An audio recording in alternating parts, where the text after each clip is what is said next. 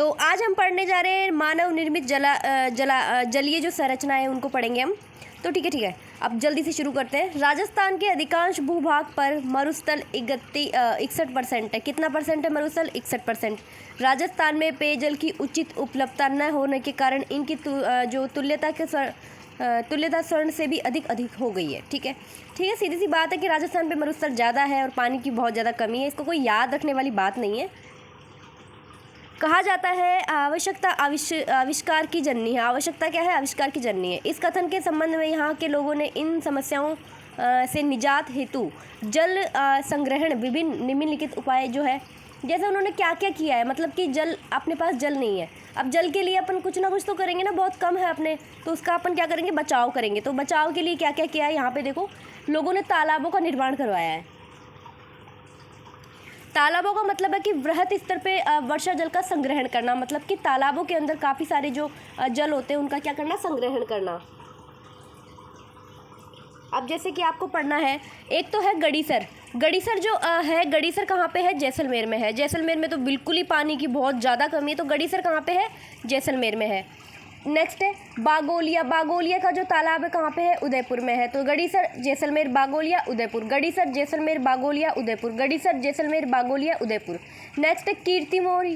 कीर्तिमोरी जो है वो कहाँ पे है? कीर्तिमोरी बूंदी में है। कीर्तिमोरी बूंदी, कीर्तिमोरी बूंदी, कीर्तिमोरी बूंदी। ठीक है, और पार्वती भरतपुर, पार्वती भरतपुर। ये तालाब है सारे पार्वती के नाम से, कीर्तिमोरी के नाम से। रानीसर जो है, रानीसर जो तालाब है जोधपुर के अंदर है, पार्वती भरतपुर के अंदर है। तो ये सब तालाब है।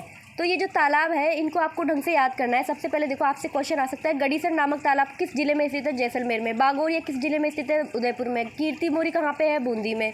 पार्वती कहाँ पे है? पार्वती भरतपुर में है। और रानीसर जो तालाब है वो कहाँ पे है? जोधपुर में।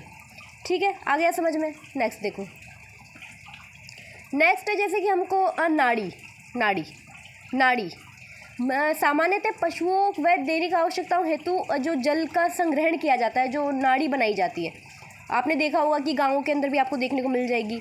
तो ये जो होती है नाड़ी का मतलब है जो पशु होते हैं, दैनिक आवश्यकता की पूर्ति होती है, उसके लिए जो जल जहाँ पे इकट्ठा किया जाता है उसको नाड़ी कहते हैं। ठीक है, राव जोधा ने पहली नाड़ी का निर्माण करवाया था। तो ये क्वेश्चन यहाँ से ये बन सकता है कि नाड़ी का जो प्रथम, नाड़ी किससे संबंधित है? जल संग्रहण का जो एक जल संग्रहण की विधि को अपन नाड़ी कह सकते हैं कि अपन जल संग्रहण की जो विधि है जिसके अंदर अपन जल संग्रहण करते हैं, उस जो चीज़ हम बनाते हैं उसको क्या कहते हैं? नाड़ी कहते हैं। ठीक है, किसने किया था नाड़ी का? सबसे पहला जो नाड़ी का निर्माण करवाया था वो राव जोधा ने करवाया था।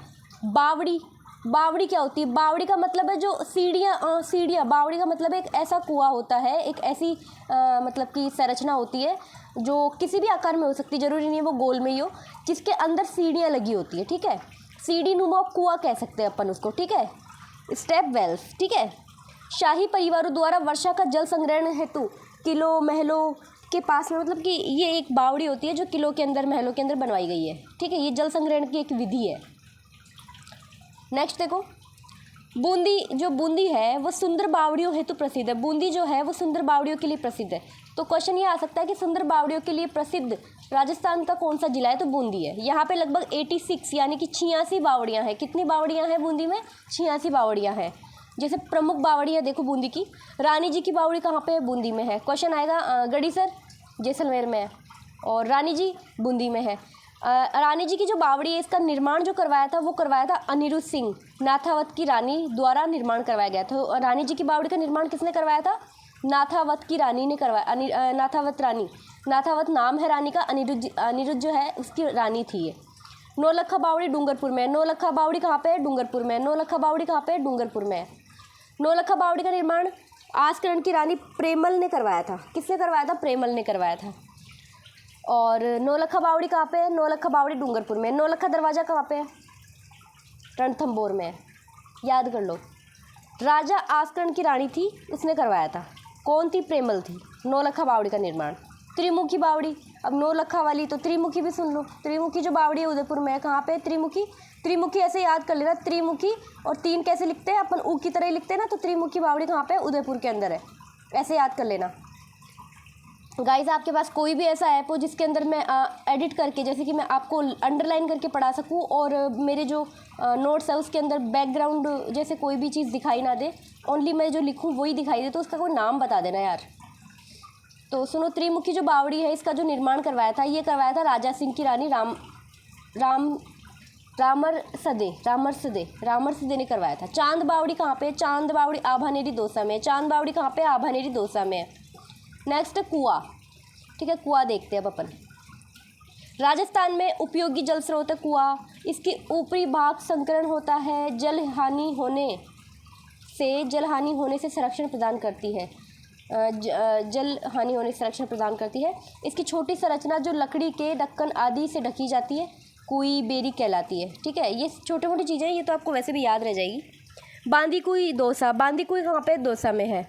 बांदी अर्थात दासी द्वारा बनाए गए कुएं के नाम पे पड़ा है, क्योंकि ये कोई दासी थी, उसने इस कुएं का निर्माण करवाया था, इसीलिए इसे बांदी कुई के नाम से जाना जाने लग गया।